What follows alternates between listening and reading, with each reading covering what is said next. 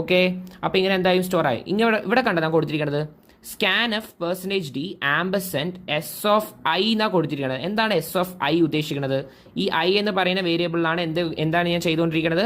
ഈ സ്റ്റുഡൻസിന്റെ ഡേറ്റാസിനെ സ്റ്റോർ ചെയ്തുകൊണ്ടിരിക്കുന്നത്. എന്തുകൊണ്ട് ഐ കൊടുത്തിരിക്കുന്നത്? ഇൻക്രിമെന്റ് ചെയ്യും, ഒരു സ്റ്റുഡന്റിന്റെ കഴിഞ്ഞാൽ അടുത്ത സ്റ്റുഡന്റിന്റെ ഐ.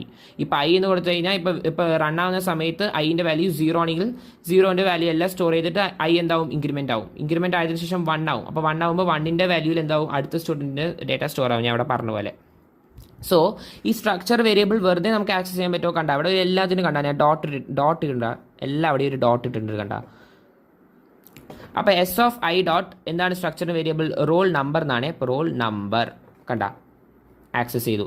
ഈ സ്ട്രക്ചർ വേരിയബിൾസിലെല്ലാം നമുക്ക് ഇവിടെ ഈ പറയുന്ന സ്കാൻഎഫിൻ്റെ അകത്ത് നമുക്ക് ആക്സസ് ചെയ്യണമെങ്കിൽ, അല്ലെങ്കിൽ പ്രിന്റ് ഓഫോ സ്കാൻഎഫോ എവിടെ നമുക്ക് ആക്സസ് ചെയ്യണമെങ്കിൽ നമുക്ക് എന്ത് വേണം? ഈ ഡോട്ട് എന്ന് പറയുന്ന ഡോട്ട് ഓപ്പറേറ്റർ വേണം. ഇതൊക്കെ 1 മാർക്കിൽ ചോദിക്കേ സ്ട്രക്ചർ വേരിയബിൾസിനെ എങ്ങനെയാണ് നിങ്ങൾ ആക്സസ് ചെയ്യുക? കണ്ട ഇങ്ങനെ ഡോട്ട് ഇട്ടിട്ടാണ് നമ്മൾ ആക്സസ് ചെയ്യുക. ഈ സ്ട്രക്ചറിനകത്തുള്ള വേരിയബിൾസിനെ എങ്ങനെ ആക്സസ് ചെയ്യും?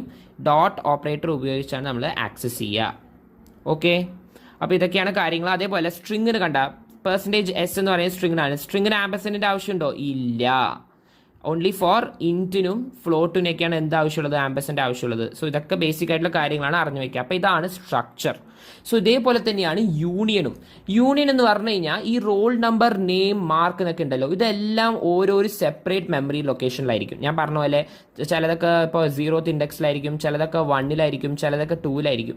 സോ ഇങ്ങനെ എല്ലാത്തിനും സെപ്പറേറ്റ് ആയിട്ടുള്ള മെമ്മറി സ്പേസിന് പകരം എന്തായിരിക്കും? ഇപ്പോൾ അറേ എന്ന് പറഞ്ഞു കഴിഞ്ഞാൽ ഇപ്പോൾ അറേ ഓഫ് 0ൽ ഇപ്പോൾ 0th ഇൻഡെക്സിലാണെങ്കിൽ 0ലെ വാല്യൂ ഉണ്ടാവും. വേറെ വാല്യൂ ഇതിൽ കയറി വരുമോ? ഇല്ല. അടുത്ത് എന്താണ്? A of 1ലേക്ക് പോകും. സോ ഇങ്ങനെ റോൾ നമ്പർ, നെയിം, മാർക്ക് എന്ന് പറയുന്ന എല്ലാത്തിനും എന്താണ്? സെപ്പറേറ്റ് ആയിട്ടുള്ള മെമ്മറി സ്പേസ് ആണ് കൊടുത്തിരിക്കുന്നത്.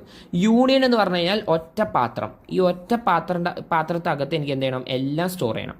പക്ഷെ എല്ലാം എനിക്ക് അറ്റ് എ ടൈം സ്റ്റോർ ചെയ്യാൻ പറ്റുമോ? എനിക്ക് റോൾ നമ്പർ, നെയിം, മാർക്ക് എല്ലാം കൂടി അറ്റ് എ ടൈമിൽ ഒന്നിനും എനിക്ക് സ്റ്റോർ ചെയ്യാൻ പറ്റുമോ? പറ്റില്ല.